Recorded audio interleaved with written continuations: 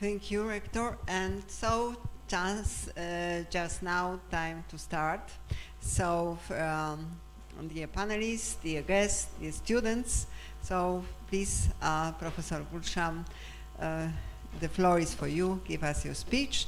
And after the speech, I will ask for questions, first panelists, and the audience, the guests, and the students. Yeah? Thank you. Thank you so much. And once again, I would like to thank the University of Economics in Katowice for organizing this amazing conference and creating opportunity for us to participate in this and being a part of this kind of a legendary conference. That I am representing the Baku Business University, which is situated in Azerbaijan. And maybe some of you knows about the country, most of you don't know about the country. It is an independent country, not the part of Russia, and that the capital is Baku, and I am working in Baku. And we have a great cooperation with not only this university in Poland, also many universities in Poland, also the CRASP, which is also the one of the sponsor of this conference, and we have a really great cooperation in terms of maybe I am in the field of higher education, in terms of higher education. And so before starting my speech, I would like to ask to my audience just a simple question in order to know who to target, how to target to my audience. Who are the PhD students? Can you raise your hands, the PhD students? No? Great. The master students? Few. And bachelor students? All, most of them. Okay. And who intend to become the researcher? None? Can you please raise your hands if you want to become a researcher? None? So? Okay. So going to business. So nobody wants to be researcher in future? Who wants to be researcher in future? Yes, one. Excellent. In which discipline? Economics. So okay, I can bet. Okay, I'll ask this question at the end of the session. So after my speech, again, if you want to become a researcher and gain more money. So before going to the main course, I would like to serve some appetizer. Why to become a researcher and what is really its importance and impact on the individual level, an institutional level, national level, and of course in international level. I started to do the research when I was in a high school, when I was in an 11th grade. I was living in a region of Azerbaijan and in a private school, which was a little bit higher than the high schools in my region and also in Azerbaijan. And we had a club, not a club, but a group of kids researchers. And there we were doing not economical research or not medical health research or tourism, but we were focusing on historical research or socio-cultural research. And then I was one of the volunteers to become a researcher at the 11th grade, and I worked with an academician who was a history professor at the Nakhchivan State University and very well-known history professor in Azerbaijan. And I did some research on the historical situation of Azerbaijan in 1980s, especially focusing on Nakhchivan.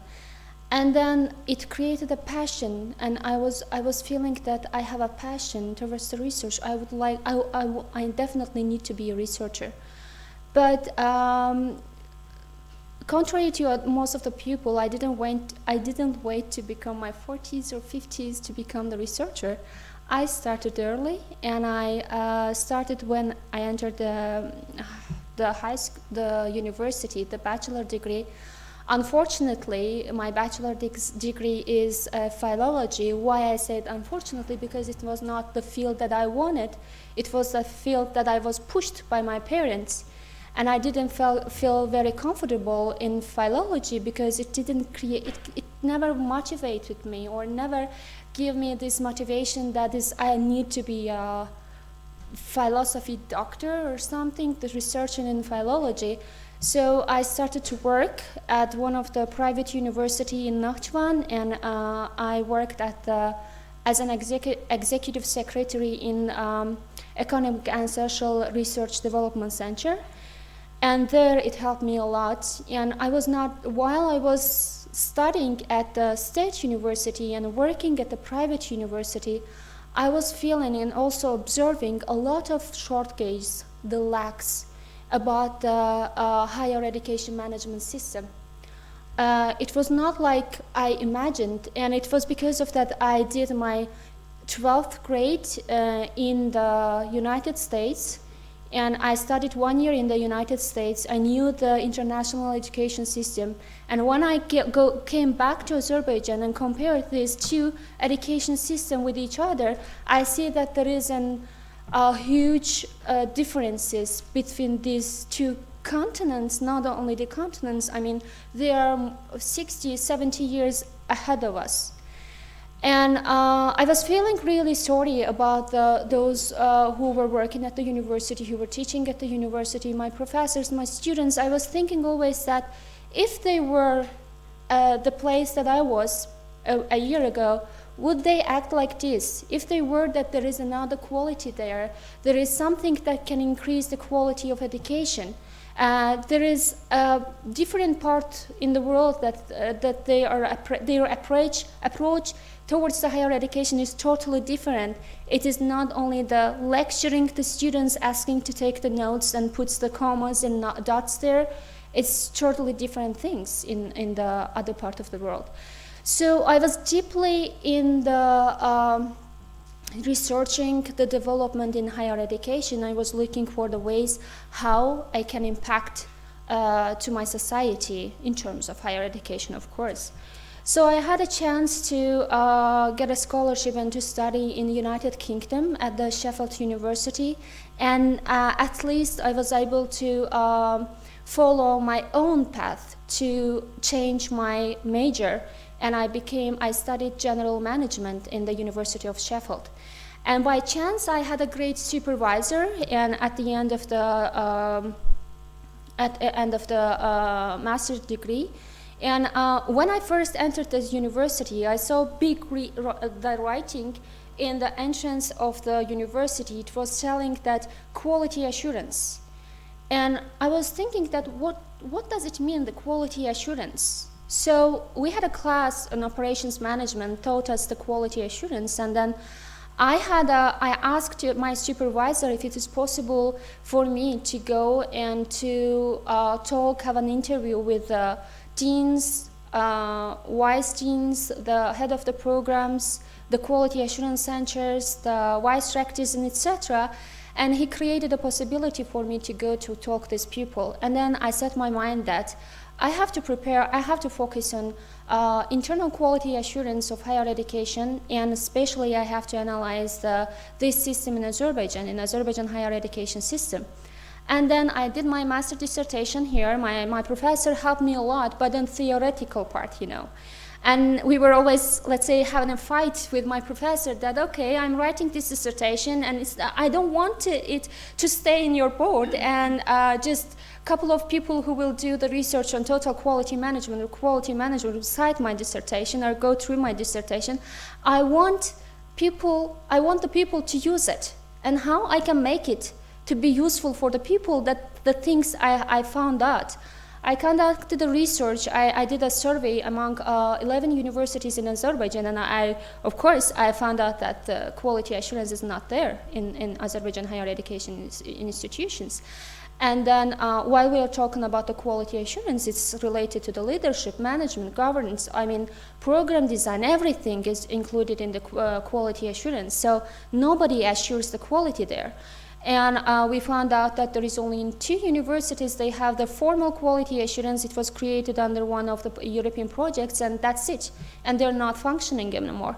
So after finalizing my research, the dissertation, I got graded. I got a good result.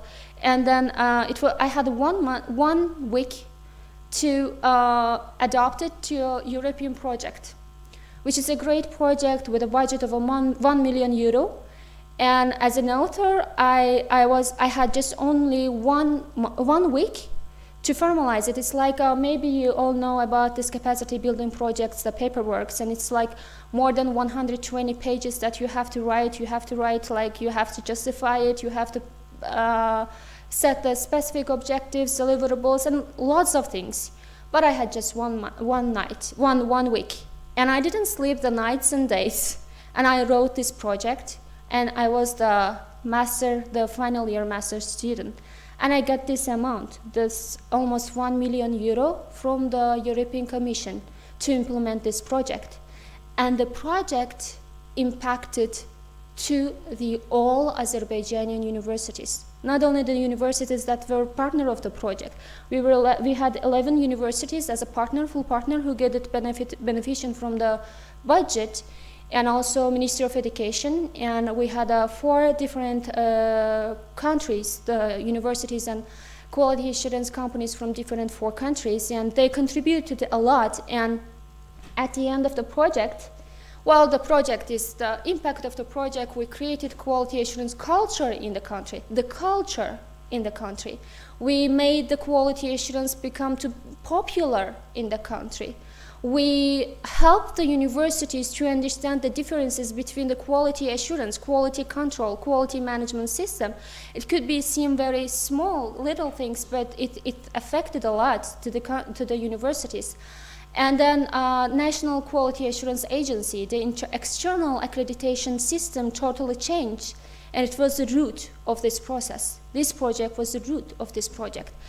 And I had a chance to work with 11 universities. I had a chance to go to monitor their classes. We had a chance to revise the programs, couple of pilot programs at the universities. And I can say that while we were having a training sessions in other countries, while we invited the trainers to our countries, we felt that the people can be developed, improved, and they are able to understand the quality, but they were not used to work with it. And then we, after the end of the project, we got a great result from the European Commission after the evaluation of the project, after its end, and we created a research group for the sustainability of this project, and this research group is going to have another international week next week. Actually, I'm busy with that, so organizing it. There we will go very specific. We used to have a general information about the quality assurance. Now we are going to down very specific details of the quality assurance, and we do the research with the research group consists of these 11 universities. And my motivation here was that I was gaining really good money as a salary, and I had a network of the 11 higher education institutions in Azerbaijan. I could call the rector, I could discuss any issues with them from 11 different universities. It is a big deal that you can reach them, not only at the level of the low-level managements, but the high-level management. And then, as a result of this project, I did a research about why the universities in Azerbaijan are struggling to share their experiences with each other. And while I had a meeting with those 11 universities who were in this project, one of them could say that I am a leader in higher education in Azerbaijan, but how? Who made you leader? How do you know that you're a leader?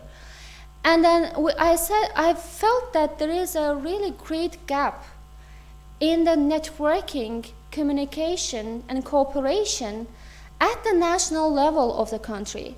Like we could have the international relations in higher education is perfect in Azerbaijan. We could have a cooperation. We could know the people like in Mexican University's International Relations Department, but we don't know the people like 2 kilometers are far from us, from another institution. So the cooperation and communication at the national level is low. And I did a research how the other countries assures that networking at the national level. I found out that in many European countries and also in other countries, they have erectis conferences. They come together once a month. Actually, I was so surprised, and when I heard this CRASP case, that you have 139 rectors that are the members of these rectors conferences, that they're coming together every month. And the participation rate is 95%, and it's a great result. So we decided to go through this gap, and I wrote another project for the European Commission under the capacity building, and it won another big amount of money, and it is good enough to implement this project in Azerbaijan. And we have 22 universities from Azerbaijan. We started with 15. After the info sessions, after the research that we conducted, we reached 22 universities. We have 2 associations in from Azerbaijan. The Ministry of Education is not the full partner of the project, but a full supporter of the project, and they're participating in all of the events that we have. And we have Spain, France, Sweden, Belgium, Portugal, and Lithuanian Rectors Conference, the part of this project. They are sharing their experiences with us. And the budget is almost 9 million, close to 9 million, 1 million again. This picture shows you the impact. You know, we started with 15 universities, but during the meetings we were able to bring together only the 6. It's the first meeting that we have only 6 rectors together. And we were struggling to put the rectors together because they didn't use it. They become together when the Ministry of Education asking them to come together, or they're coming together with the conferences, but not for the case of discussing or negotiating or sharing experiences for something. So, and during 1 year, we visited CRASP, Poland, and this is the president of CRASP there. And we visited France, Rectors Conferences, CPU, and this is the university. This is the picture from University of Sorbonne, where you studied. And we visited Sweden. We met there the Swedish Rectors Conferences. And we conducted a research, actually, which impacted a lot in higher education institution. It is one of the large-scale research conducted in Azerbaijan in terms of the people that we gathered together. Almost 3,000 participants participated in this research, and we reached 18 rectors. They participated directly in the research. Also at the top-level managers, low-level managers, students, alumni, and we included the labor market representatives as well. And what we find out here that the universities really needs to cooperate, communicate and create the networks together, and they're willing, but they don't have a certain platform that it can help them. So, and those are the articles that we are writing right now based on this data that collected 1 year ago. And these are about exploring the needs and rationale for networking, communication, and cooperation across Azerbaijan higher education stakeholders. And we go to establishing the Azerbaijan Rectors Conference, assumptions and implications, if it is going to be the autonomous company, or is it going to be depend on the Ministry of Education, how we are going to solve it, and we are under that phase right now. And then, of course, the others that related to the, industry and university cooperation, the student alumni communication of the universities, and etc. So, and this is our short-term impact. And here you can see the 14 rectors. We started with 6. And it was a while ago we had another meeting of the rectors, and those are 14 rectors that we could they come together to discuss this the charter that we prepared for the rectors conference. And 14 is a great number for us. We are 52 universities in Azerbaijan, and most of them half of them is participating in the project, and we hope that in the 3rd year we will able to have them together, like 22 will be together in one conference. But still it is an impact that we were not expecting it at the beginning of the project. So another thing is that while doing the research on industry and university government cooperation, I found out that, and actually it is my research dissertation, And universities are lacking in terms of cooperation with the industry, and the university government industry cooperation in Azerbaijan is at the primary level. And then entrepreneurial skill. Azerbaijan is a virgin country with lots of opportunities to become an entrepreneur. There are a lot of opportunities and agricultural opportunities that in the agricultural sector, tourism, rather than oil and petroleum and energy, we have a great potential on agriculture, tourism, and IT infrastructure, and etc. But we don't have a well-educated people or the people that has a business skill or entrepreneurial skills that could build up their firms, their businesses, or impact the regional economic development. So we did another project, and I got 800,000 euros out of this project. This is just a new project. We are going to implement it starting from January, which is about enhancing sustainable entrepreneurial ecosystem in higher education of Azerbaijan. This is the result of my PhD commercialization of my PhD dissertation before defending it, let's say. I'm going to defend it next year, hopefully. And this project gathers 14 universities from Azerbaijan, again, Spain, Sweden, Portugal, Poland, and Estonia. And we are going, those are the participant universities. There are the entrepreneurial universities. I don't know if you have heard it or not. Is University of Economic, is entrepreneurial in terms of, okay. I should do the research. Maybe you have answer for this question. Is our university entrepreneurial? Yes or not? Do you think that your university is entrepreneurial? What does entrepreneurial mean, actually? No? Any, no, answer? No. No? Maybe students could answer what does it mean, entrepreneurial? What do you think about the entrepreneurial university? What does it mean? What do you think about it? Any volunteer? I don't have a gift to give you, unfortunately, but do you have any leftover? Here, the panelists have the comments. Yes, please, Professor. Yes, please. Take the mic and add your comments.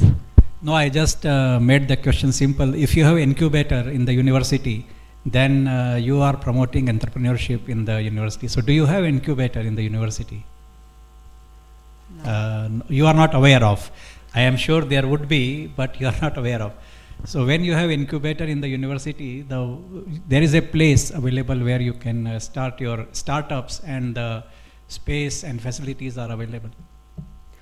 So still you are not aware of incubators in your university? Are you first, second year of students, or fourth year? Oh, is there any fourth year students? No, that's why you're not entrepreneurial. You're not ready. I'm afraid we have now incubators. I'm not sure. Is there any professor from our university? Could you comment? Professor, could you comment? Do we have incubator in it? Yeah? No? Yeah. Maybe we have one. Sorry, I don't know if we have it. Okay, but we have a great partner from Poland, from Bydgoszcz, and they're totally entrepreneurial and engaged university. They built a university based on business company, the company.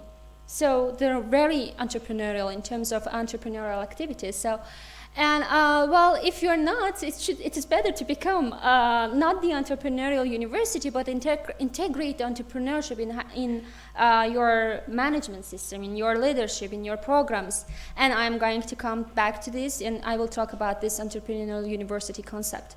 So I got another good salary out of this, and it's going to be start in January.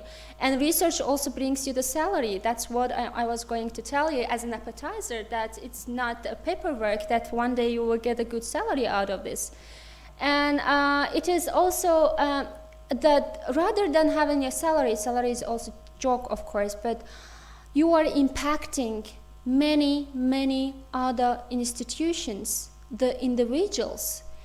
And those who were part of our projects, they become main figures at the Ministry of Education, let's say.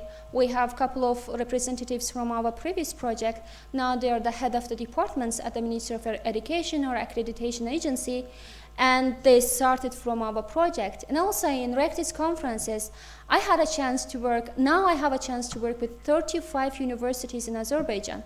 And having 35 universities helps me to investigate, to do the research in these 35 universities together. You know, I have access to all of them at the level of vice rectors, rectors, or the departmental level. And with another project, this establishment of Rectis conference in Azerbaijan, we did another things that, okay, the project will end in after 3 years. What's gonna be the sustainability? So we decided to create the committees. I believe that you have in CRASP as well, that the committees are going to work on the projects regarding to different disciplines like international relations, programs, and quality assurance in educational affairs, scientific affairs, and then student alumni cooperation, and etc. So this is the sustainability of the project. We will keep to impacting the society at the short term and long term. So these are a little bit as appetizers that why I started doing the research in higher education, and how I am motivated, and how I will be doing this in terms of modernization of the higher education institution in my country. So, and I graduated the general management. When I go to, you know, I have a interest in management, in regional development, in higher education. So I was looking for how I can merge it for my PhD dissertation, and I find that this interesting topic, that the regional development, regional economic development, and the impact of the entrepreneurial universities, how the entrepreneurial universities may impact the regional economic development.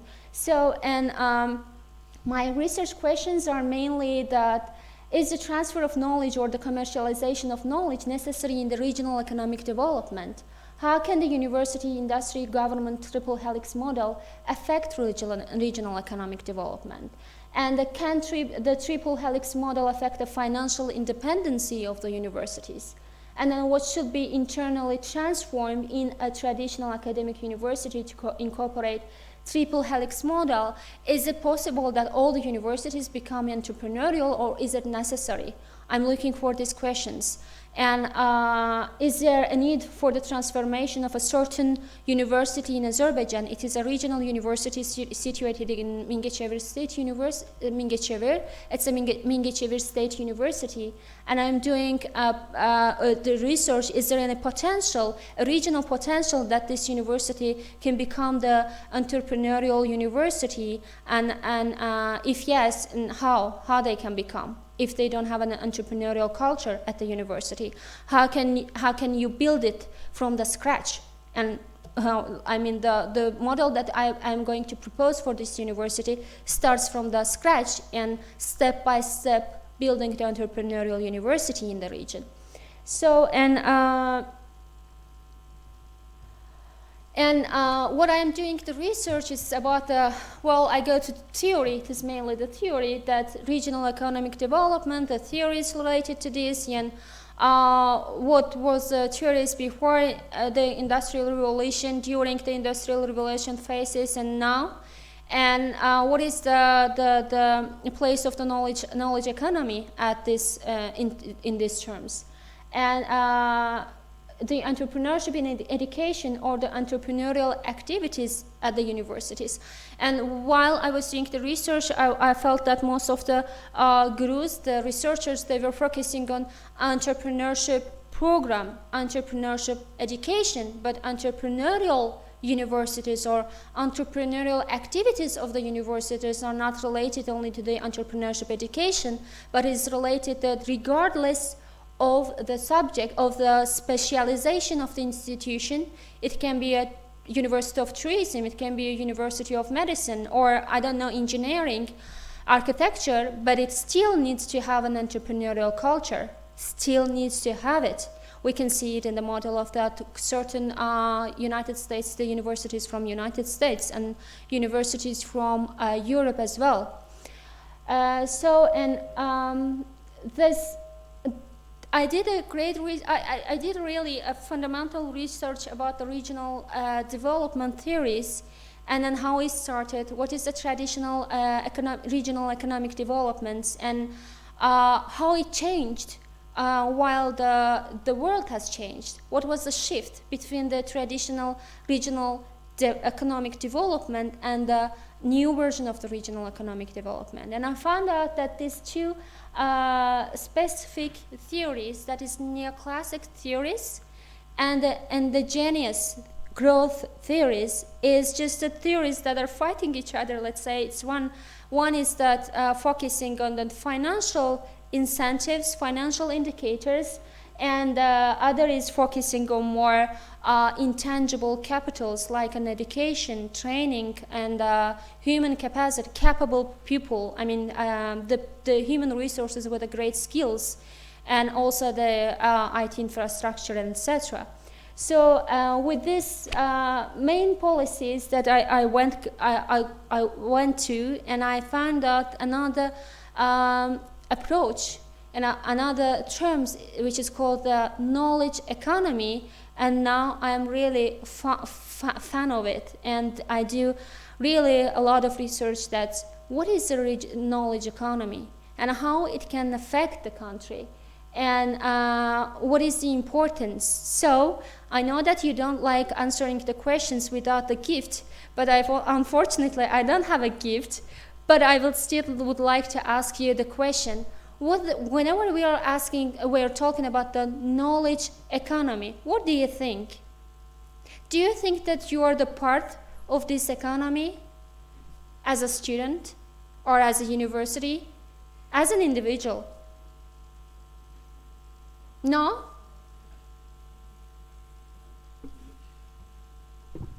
Be brave. I am a student like you. You're a bachelor, I'm a PhD student, so no differences. You can answer my questions. It's a pity that no. Any positive attitude toward knowledge economy? Comments? No comments, so let's go. So while we're talking at this endogenous theories, the knowledge economy, it is really important to have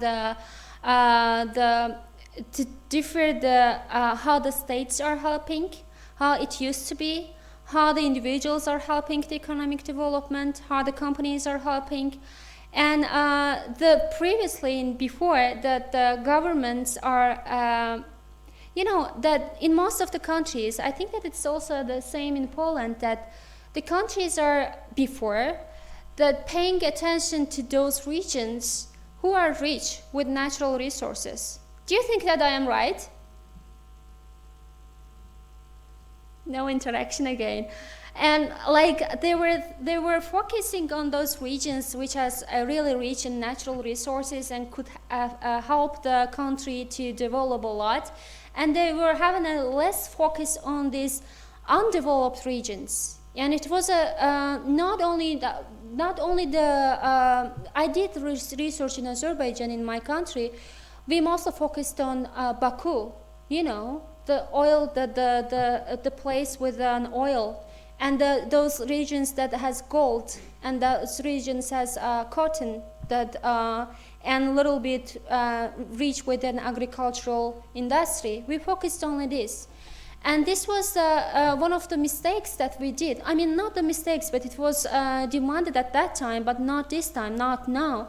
We focused on mainly the oil. Azerbaijan became the oil country where we depend on oil and petroleum and energy. And we were not able to do the diversification of the economy in Azerbaijan. And at the end, we woke up from the dream and we realized that the oil will end one day, and what's going to happen the next. So how we can build and how we can use the income that we are receiving from the exporting of the oil and petroleum and gas, and how we can implement it, invest it to the non-oil industries in Azerbaijan. And the government signed a new strategy which is about the development of the regions of Azerbaijan, the 12 regions. That is a great research is going on that which industry is perfect to be developed in which regions. There is a huge group are working on it right now, And we are inviting foreign investors to come to the country, and we are like encouraging the young people, encouraging the national people that how they can help the regional economic development. So it is really good that, it's really important that while we're talking about the regional economic development, that the country would have a strategy. The regional development policies should base on determining the capacity to create innovation, competitiveness of regions, and should be increased by increasing entrepreneurship, developing human and social capital. And then purposes. So regional policies should not be focused on those regions or developed, but they have to also consider the undeveloped regions and how they need to invest those regions to be more developed in terms of economy. And tools that state aids were going to those developed countries most of the time, and they were benefiting not all the other undeveloped regions. So it needs to be very balanced. Between the help of the states must be balanced in terms of all the regions. And well, actors are everybody in this, that especially the university. While I'm talking about the actors, I come to the universities and knowledge economy, that the universities are main actors in the regions in order to increase the knowledge about economic development and business, increase the business skills of the people, that create the entrepreneurial ecosystem at the region, and universities playing the key roles in terms of development of the regions. And I'm not sure in Poland, but in Azerbaijan we had big important universities situating in the capital city. And in the regions, we have some branch of the universities, and it's that the quality of education is not that high at the universities, the main buildings at the capital universities. And we have only 6 universities in the regions, and they are like in different directions, specialities. But still, we're lacking that most of the students from regions comes to Baku to study. So, and while we're talking about I'll pass through this, but I'll come to the regional role of the universities. While we come to the regional role of the universities in terms of economic indicators or the social indicators, we find out that the students are leaving their regions, are benefiting the other regions. So, and I know that you're not going to answer this question, but maybe our panelists may answer these questions.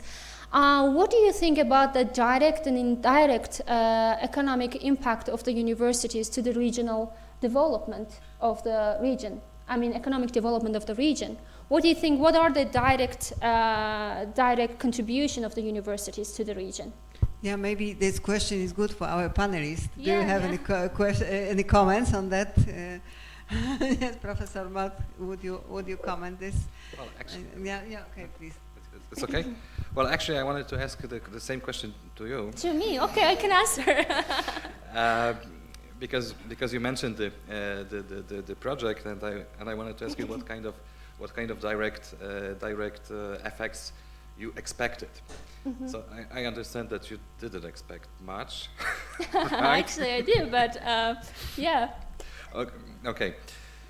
So. Direct effects of university regarding regional development could be like crafting schools, crafting programs of crafting academic programs with the cooperation with like big companies in the region. Like we are from Poznań, the biggest company in Poznań is Volkswagen. Mm-hmm. So there are even academic or high school classes like preparing people to work with Volkswagen standards, and this is a kind of direct impact. Mm-hmm. Then there is a governmental strategy that each university in Poland has to have center of technology transfer and academic entrepreneur entrepreneurial incubator. It's for Poznań, yes? It's for whole Poland. So Okay. I am here for the first time, so I can't be sure. But I bet you've got such incubator here at this university. To be honest, when I tell my students that we do have academic incubator, they are quite shocked and say, "Well, where it is? We don't know about it. What's that?" Yeah. So it's not strange that the audience didn't hear about the incubators.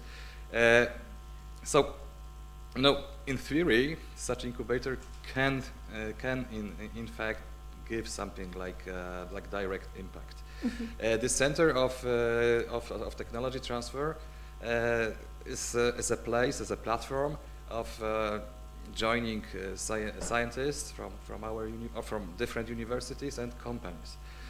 So in fact, we did some consultancy work for regional companies.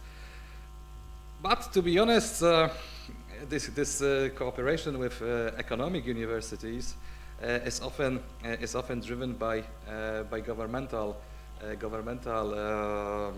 Push. What? Governmental oh Jesus. Pressure? Governmental pressure or yes. yes, that to get some kind of subsidy to develop a company. This company must have consultancy work from the university. Mm-hmm, So, mm-hmm. so this is like direct impact, but it's not very much, I would say. Mm-hmm. Thank you so much. Maybe Justyna has. Any other comments? Yes, please. Yeah, okay. I suppose that this the other side, so the indirect effects are even more important, but not so visible. So when we are just observing the way of thinking of the society, which is for sure living in the knowledge-based economy, it is connected with the way of behavior of people who are more educated, let's say. It is also connected with these pro-environmental friendly behaviors. It is said that if we are more educated, we are more aware of some aspects of this problem. So maybe it's the measuring thing, Yes, yes. how to find out the way of measure the effects which are indirect, but it seems that it is quite big effects. Yeah.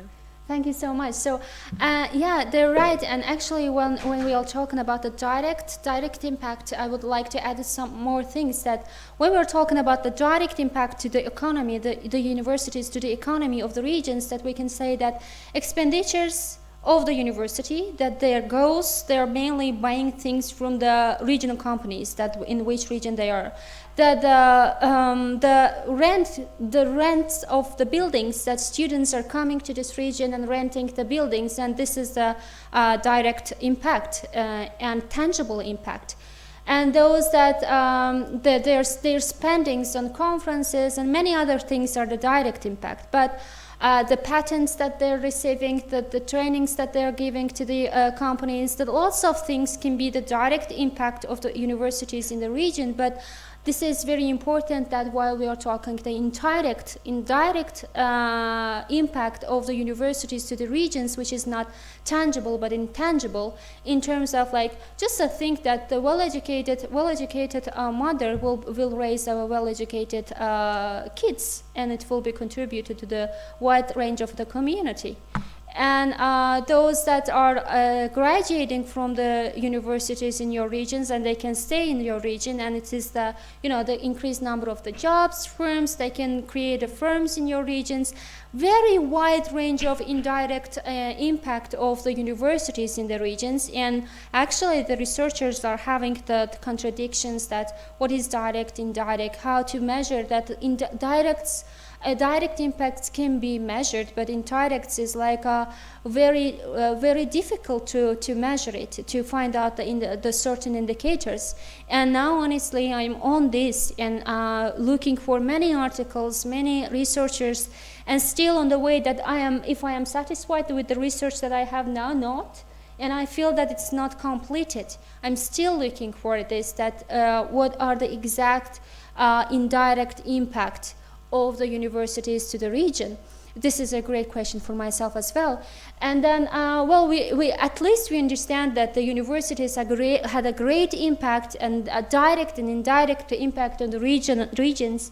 And how the government is interested, why the government is interested in developing the universities, to investing on universities, to supporting the universities to become more qualified, to become more competitive in the economy, and how to create the competition among the institutions, and mainly how to support the universities. And this is a triple helix model that we use, which is created by Henry Katowice, and it is like, well, now it is a quadruple helix, or the Queen School helix that they have, but the main is that for the entrepreneurial universities, the triple helix model, it is a relation between the universities, and university is playing a role, the bridge between the government and the labor market, the industry. So, and it is a strategy, the policy set by the government. Universities are there playing the role to build their programs, their activities based on the strategy and the policy that is made by the government in terms of the economic development of the country. And they're delivering this program, by these programs, by these activities, they're shifting it to the industry, or they're working with the industry to develop something, to train them, to give them the findings from their theoretical research or the practical research. So I was always wondering that it was the thing that I said at the beginning of my speech, and still I'm telling this. I had some numbers I'm going to show you, and I conducted the research in Azerbaijan, that how many research that they're conducting year-based depends on the number of the size of the universities. And I find out that the one university, example, is just this university have, like, let's say 3,000 students. It's just a small university, but they are producing 2,000 articles a year. Yeah, I mean, one person can write one article in 1 month. So I'm not talking about the quality of the research that they're preparing, but it's, at least there is a number of the articles. And so what the other people are doing with this article? I mean, they're not in the internet, and they're writing the papers. They're not on the internet, not reachable, not publicized. I mean, they can represent it in the conferences, but it's in the boards, I mean, in the shelves, and nobody goes and does anything with this research. Do we need it? Do the industry needs it? Do anybody needs it? Not really. I don't need it as a PhD student, and just copy-pasting of each other, or telling that X said that, Y said that, and Z said that. It's not really interesting for me. What is interesting for me is that how it has been that the theory moved to the industry, and it's used in the industry, and how practical was it, and how your theory helped the industry to develop, and how you affected the society. I mean, writing the articles doesn't make you a great researcher, to my point of view, I mean, but the impact that you're having on the society at the national or international level is more important. Maybe one article that you're preparing about the self-motivation can increase the motivation level of one individual. It is still an impact, but if that individuals will not have any clue about your research, if it is just a copy-pasting or something, there is no reason to write any paper. So the number of, when we are doing the quantitative the analysis based on the quantitative indicators, that we have a lot of research papers. And maybe the volume of the papers are great, that it can be like 20 pages, 30 pages, depends on how free the researcher was to write these articles. And then, but when you come the practical importance of these articles, I think that we're failing. And I'm not telling this for all of the universities in Azerbaijan, but there are certain part of the universities, the research at that level. And we had a great reform in Azerbaijan recently. The scientific board of the country was different, and the Ministry of Education was different. And I was talking with Professor Mike yesterday that the defense was done by the attestation committee, and universities are not allowed to give the PhD diploma to the student, but the attestation committee are giving the diploma to the student. You have to go to the board of the attestation committee, and you have to defend your PhD there, and not at your university, where you are the student, the PhD student. So it is very complicated, but it is a very primary level. The research, the scientific field is a very primary level in my country. But there are certain universities that are really leading this field, that they become more research-based universities. But still, I conducted. If Azerbaijan fits the triple helix model, which universities can become the entrepreneurial universities, or they're willing to apply the entrepreneurial activities at the universities, I found out, well, really interesting findings. I have a great findings that I'll skip this, but I'll come to here, that I conducted research in 6 regional universities in Azerbaijan. And this is the research that we have done within the Rectis conference, that understanding the cooperation and communication between the universities and government. What we have found out that you see that 35% of people, let's say that the cooperation between the universities and the government is in a middle level, and 36, almost the same, are thinking it is a high level, and the rest is thinking that there is no relation or they don't have any clue about it. And what they said that it is like this is the manager's perception regarding the university government cooperation. And what they said exactly that, well, universities have a good cooperation with the government rather than having the cooperation among themselves. So, and then it is the same also the academic stuff. And then we did a survey about the cooperation level of universities and representatives of the labor market. It was again that they were thinking that, well, universities are not cooperating with the industry, or it's at a very low level. And then I conducted another research on 6 regional universities in order to find out that if they have any if they integrated the entrepreneurship into their strategy, the governance, we found out that, well, 71% answered that no. And the others, they said yes, but they didn't know the meaning of it. But I'm pretty sure that they didn't integrated it in their strategy, because I have seen their strategies. So the integration of entrepreneurship in institutional strategy was low. Total amount of grants allocated to support entrepreneurial ideas of the students and staff in the last 5 years, only one institution said that they have allocated 5,000 till 10,000 ASEAN, which is like 5,000 euro or 2,500 euro. And that allocated in 5 years for the supporting the students' innovation. I mean, students' startups, or let's say anything. And rest of the universities, nothing. And then those universities have a database about the graduates, their graduates, that if they have established their own companies.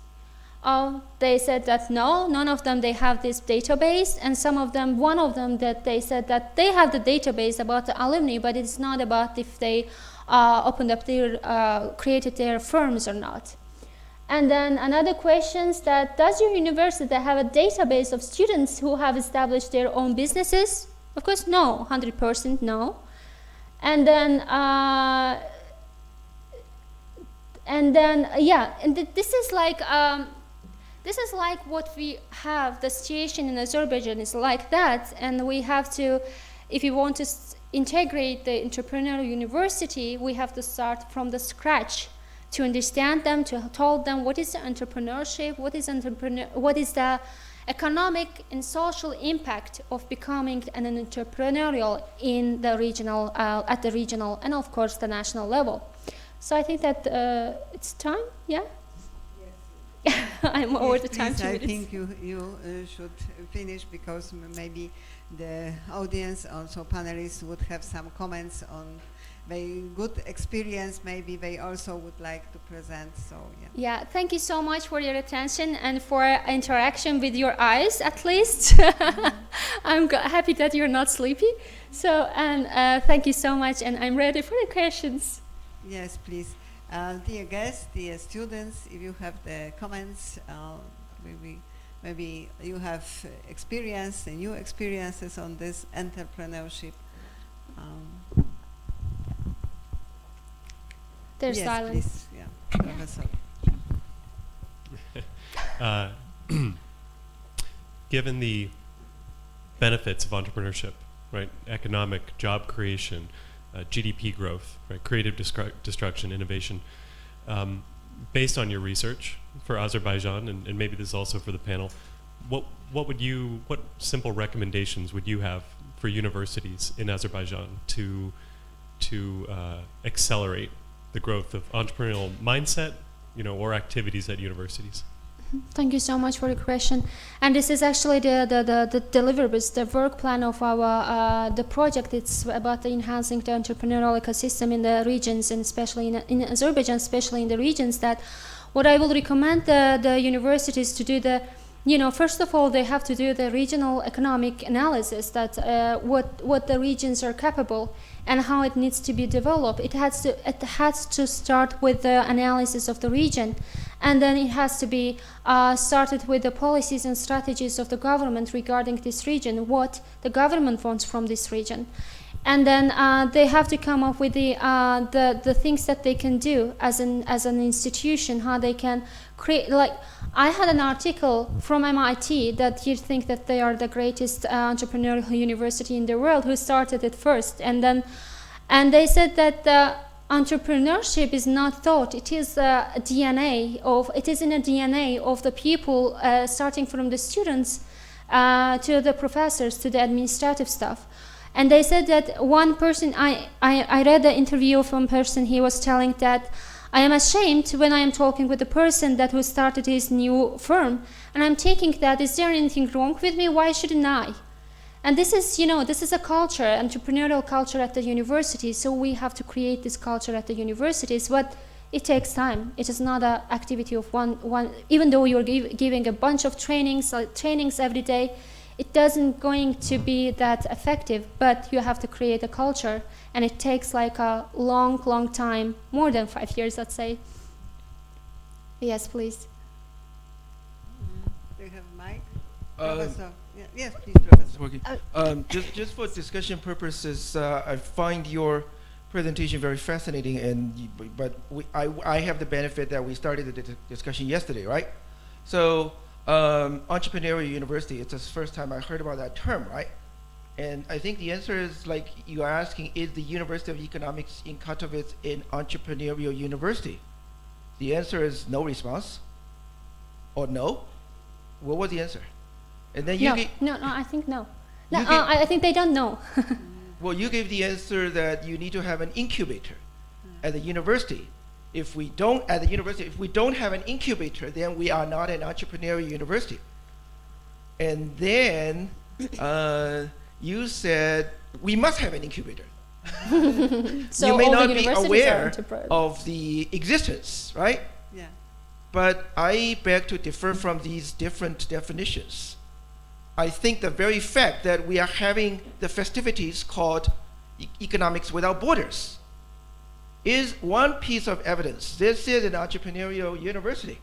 This is an entrepreneurial activity.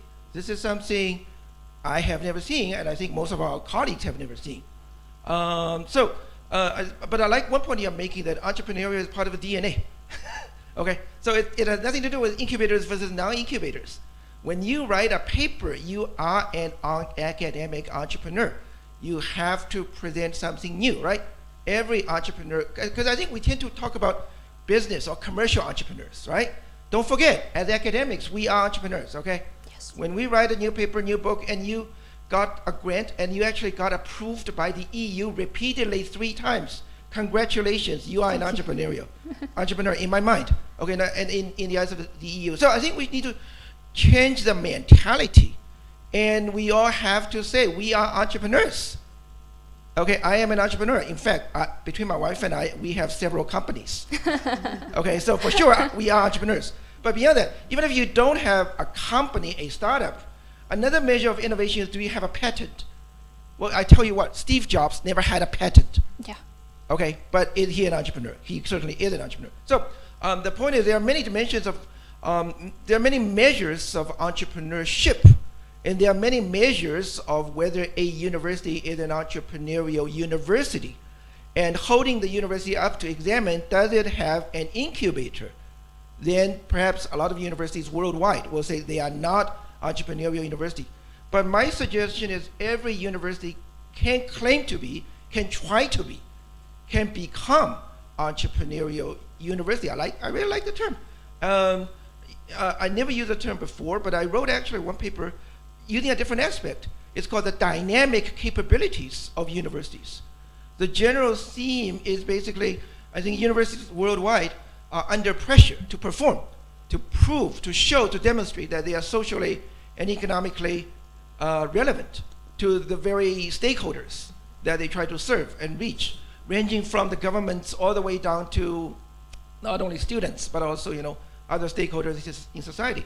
So I do think the strategic management research of dynamic capabilities can be borrowed. So I guess I'm making a lot of comments, but in summary, my general comments is we should broaden our conceptualization of what is an entrepreneurial university. And entrepreneurship starts with you and starts with me. It starts with everybody here. So I hope every student here can realize, should be very proud of the very fact that our University of Economics in Katowice is running this set of entrepreneurial festivities. We could do more. Can we do more? Of course we can do more. But that's a useful start. So the answer next time should be yes, we are. Yeah. Okay. We are very conscious about that, but we are. I'm sorry, let me more precise about the term of entrepreneurial university just for 2 minutes. And entrepreneurial universities doesn't mean that it only has the incubator centers or technoparks, or that has great startups, or this is not ended with that, or a patents. While you're saying that the entrepreneurial university, it is the integration of the entrepreneurship into the governance, management, and the programs of the institutions, regardless their specialization. So entrepreneurship as a subject needs to be taught at the university, or it doesn't depend on third level of the students, fourth level of students, but it needs to be taught to the students in order to increase their abilities and skills in terms of entrepreneurship, and it creates the entrepreneurial mindset at the institutions. Also, they have to support the entrepreneurial activities by organizing different kind of festivals, conferences, trainings, startup activities, competitions, lots of things that will create the motivation of the students of the academic and administrative staff, that they will willing to create their firms. That this is not, well, telling the entrepreneurs, it is not only the people are creating their own firms, but it's the people who are doing the analysis and find out that competitive advantage and building an innovation inside the institution based on this innovation. You can be an entrepreneur with somebody else's company as well. I mean, you have to integrate the entrepreneurial mindset to all the phases, the levels of the university. And then you become the entrepreneur, you have the entrepreneurial activities, but not if all the universities are integrating this entrepreneurship mindset and entrepreneurial activities are the entrepreneurial universities, it's another question. No, if you want to become an entrepreneurial universities, you become the entrepreneurial university. You become that commercialization. Your main target area is the commercialization of knowledge, or the this popularization of the new firms and new jobs and etc. But there is one case in UK that I'm doing the research in the UK. There is a national center for the entrepreneurship in education that they are giving awards to the universities yearly, that which university is more entrepreneurial and or not. So this is something that could be at the government level. We are bringing this award to Azerbaijan with this project that the Confederation of the Entrepreneurs in Azerbaijan, entrepreneurs and employers of Azerbaijan, they will be giving this award to the universities. It's not because it is not just only that universities will get the award, but the universities will do the self-evaluation of their entrepreneurial skills, and they will identify that they don't do anything actually. So that's the little bit information about what is the entrepreneurial university, so you can think about the answer if you are or not. Yes, Professor. I will have just a quick question. First, I can't agree more with what you say. What matters is to instill some sort of entrepreneurship mindset into the student. But we could have a very long debate about it, because not everybody wants to be an entrepreneur. So, I mean, we could have a very, very long debate. My question is basically, you have looked at the situation as Azerbaijan, which is very particular, and you are looking at what's being done elsewhere. But sometimes the benchmark countries are countries which have a higher level of development or a higher level of income. What is happening in countries that you would consider similar in terms of situation as those of Azerbaijan? Yeah, thank you so much. And you know, I did a research in Sweden, in Germany, in UK, US of course, and in Estonia and in Turkey. And in Estonia, the universities are becoming more like a technological and innovation-oriented recently. I have heard that saying that they become the new Silicon Valley in Europe.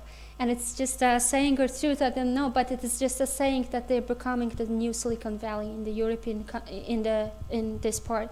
But I found out that they started really fundamental activities to build up the entrepreneurial to entrepreneurship to become the essence of the universities. And also, well, Turkey is very close to us, and we have a kind of similar cultures and similar starting.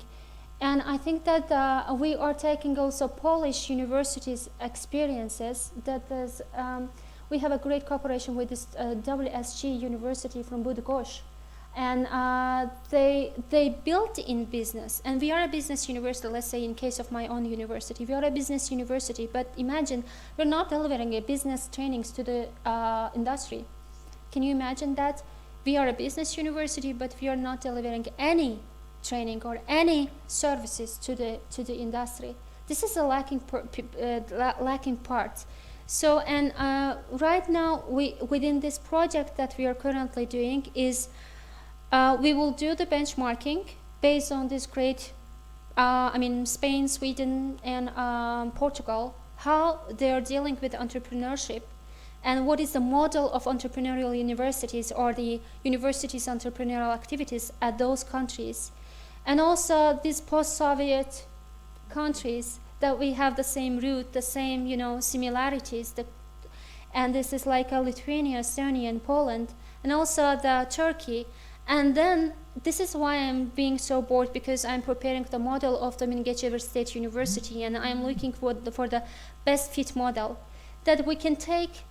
Not the one model can be implemented for the Azerbaijan based because of the national requirements, but the best practices for the different types can be absorbed from especially Estonia, I could say, and Turkey. And I really like the support at the governmental level, how they are supporting the universities and putting a pressure, they're pressing the universities, pushing the universities to increase the level of entrepreneurial activities to the universities. So Turkey and Estonia is one of the best model for us. technology in Estonia, this post-Soviet country, and where the level of technology is high in Estonia. Yes. Maybe time for panelists. Do you want to comment? Yeah, maybe Professor. Yeah.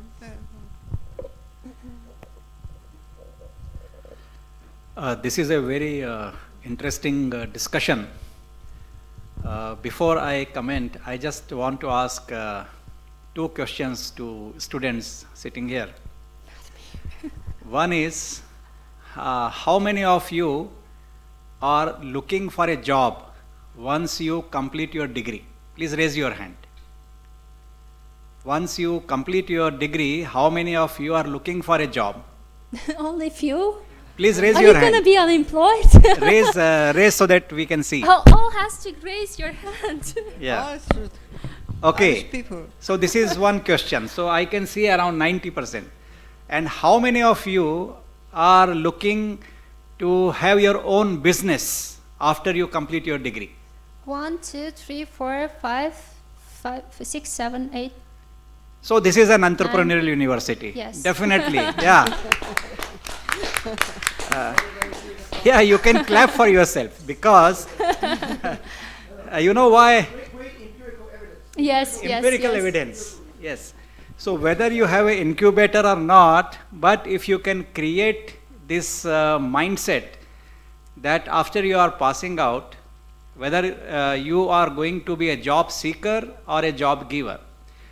Now, for this to happen, you don't have to wait till you complete your degree. The education policy of the government has to be such that suppose one of you has a very good business idea by the time you are completing your first year of education. So there should be a government policy that you get out of the education system after completing your first year. You should be able to get proper funding. The university or venture capitalist should be able to support you. You work for that 1 year, 2 year, 3 year. Maybe you succeed, maybe you don't succeed. But you come back. Suppose you don't, if you succeed, you won't come back. But if you don't succeed, the policy should be such that you come back either to this place or any other university in Poland and you start your education from second year if you left there. Until unless the government designs education policy in such a way, because the entrepreneurship idea, a business idea, does not wait for you to complete the degree. By the time the business opportunity is gone, by the time the requirement of that particular product is gone. Why I am saying this is that in India, there has been a debate like what she is doing in Azerbaijan. There has been a big debate in the education system, and after 6 to 7 years of very extensive survey throughout the university system, throughout the education system, and from corporates and government agencies who are involved in education, the government came out with an education policy in 2020. It is called National Education Policy. And some of the things which I am talking to you has become part of the National Education Policy. So the government has set up an academic bank of credit that if you pass your first year examination, you can deposit your credit in that academic bank. And if you want to get out of the system and work somewhere to gain experience or gain skills, and you want to come back after 1 year or 2 year or 3 year, you can come back. So the policy is designed in such a way. Similarly, there is an Atal Incubation Center scheme by the government of India, where every education institution is funded by the central government. Suppose you have a 10,000 square feet plan for your university to set up Atal Incubation Center, the government will fund 100% to set up an incubation center, so that when the students are aware of that the institute has an incubation center, those who want to set up a company, they know that they are going to get all the support in the institution itself, how to set up a company, because they are not aware of how to set up a company and how to start a business and the marketing support and digital marketing, all those things. So this is a very, very interesting presentation in my view.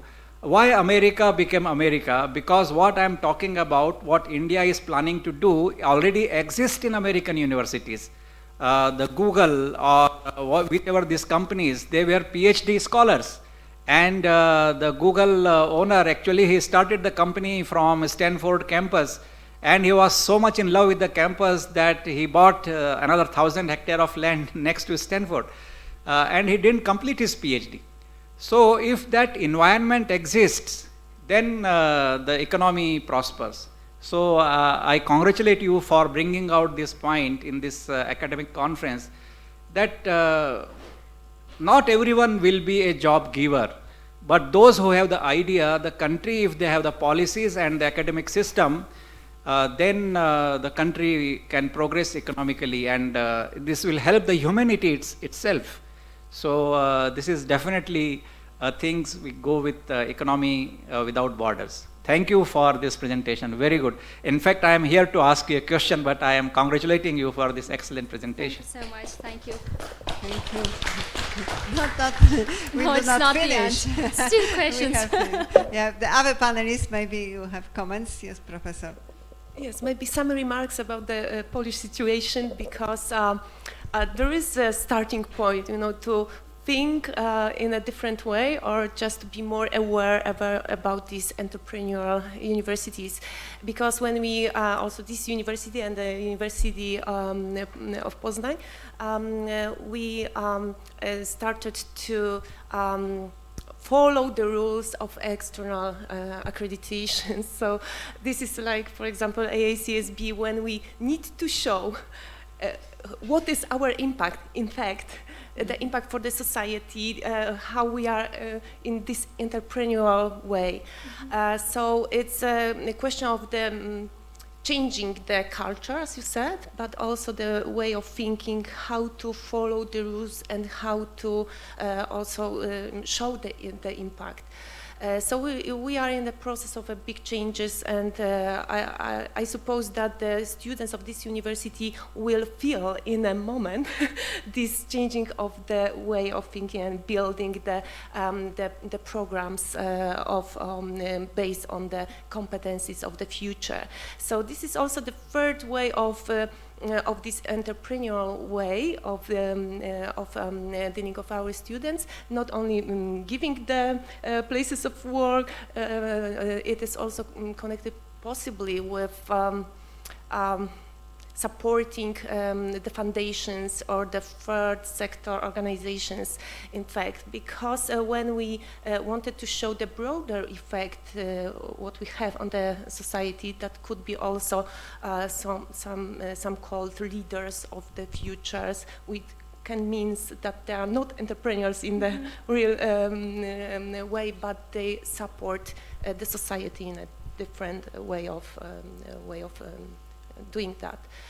Yeah, that's the point. Excuse me, while you're telling that accreditation, is it a national accreditation or an international accreditation? Yeah, international, it is American accreditation, AACSB. Yes, okay. Yeah, and I heard that Katowice are also in the process. So, yeah, that's the starting point of changing of thinking for all the participants of the university, for the lecturers, for the students, for the I'm sorry, I have another following questions. Is it also integrated to your own the national accreditation as well?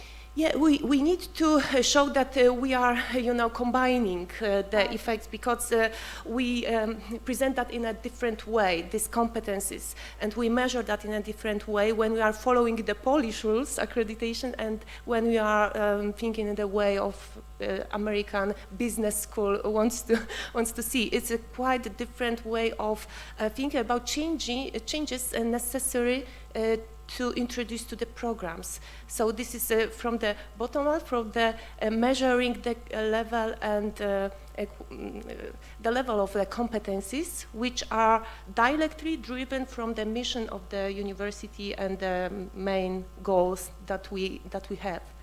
So that's the difference. I will add to that. This second question was very interesting, whether the accreditation by the national institutions has this entrepreneurship.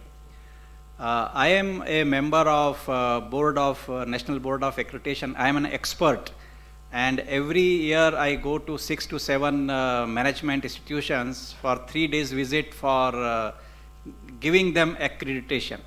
So, say in India, this NBA for professional institutions like pharmacy colleges or management or technology institutions, I go for visiting them. Out of 1,000 marks, out of which the accreditation process begins, nearly 200 marks are there about entrepreneurship in 2 ways. One is we look at the data that how many of the students who passed out from the institution are working in a company and how many of them have their own business. This is one data. Then from the faculty point of view, we look at 2 types of data. One is funded research. How many faculties are actually taking funding from corporates or government by presenting project reports to fund research, and while doing that funded research, do they involve students in those funded research? Because you pay students. In US this exists very often in most of the universities, but in India this culture is now spreading. And the second is consultancy by the faculties. How many faculties, and we have set a revenue target that over a period of 3 years, 250,000 per faculty should be the revenue target for having consultancy. So when I go as NBA accreditor, as an expert, we look at this data, and so this is integrated into the accreditation process for professional universities in India. And I am sure all developed countries will have this kind of parameters in their accreditation process.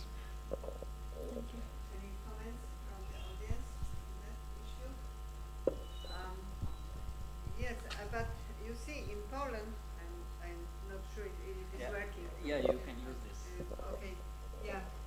In Poland just now it is a strange situation because there is a strong pressure from the companies. They need students for work. So there is a situation that the student is not job seeker, but he is just easy employed by the companies. They very frequently coming to universities and asking for students for the job. And sometimes they say that the students are overeducated. So it's situation is very strange, yeah. Okay. So in Azerbaijan, what we do, especially in my university, what we do, like we are cooperating with the industry, the companies, and we are involving them to the program design recently, actually. And well, we conducted the research in the industry that if our students are capable enough to work in those companies that are the main companies that are receiving our students, and those companies say that they need retraining when they start their job. And this retraining is not just this organizational behaviors, based on this organizational behaviors, they have to behave at the institution and what is this organizational culture, but rather than giving them the competences like soft skills and working with the computers and lots of things. And we find out the gaps in these programs, that how we can fix it with the certification or involving this ACCAs that for the accounting certification to integrate this syllabus to the programs. We are teaching accountant, and then student cannot work as an accountant. At least he has the international certificate, So it is the case in Azerbaijan in most of the banks, let's say. So we are trying to integrate these programs that based on this international certification. For example, PMI, that we are integrating their syllabi to the program of the institution in order to make the students more capable and skills that is required by the companies.